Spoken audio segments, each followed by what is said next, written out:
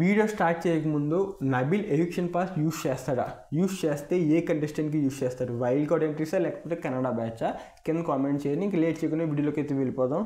Voting order చూసుకుంటే గౌతమ్ వీళ్ళందరూ టాప్లో ఉన్నారు. అయితే మోస్ట్లీ నేను ఎలిమినేషన్ గురించి ఒక అప్డేట్ ఇచ్చాను, దాని గురించి కాకుండా ఒకవేళ ఎలిమినేట్ అయితే ఈ ముగ్గురులోనే ఉన్నారు, విష్ణుప్రియ, పృథ్వీ, యష్మి. సో వీళ్ళ ముగ్గురులో ఒకరైతే ఎలిమినేట్ అవ్వబోతున్నారు ఈరోజు.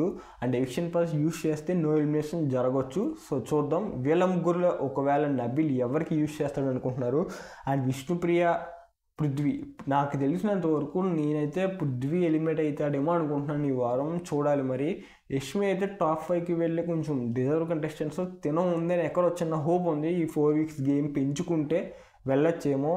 పృథ్వీ అయితే ఫస్ట్ నుంచి లేదు కాబట్టి ఇప్పుడు లేదు. ఇంకా విష్ణుప్రియ పృథ్వీ సేవర్ అని చెప్పాలి, ఇంకా పృథ్వీ కోసమే బతుకుతుంది.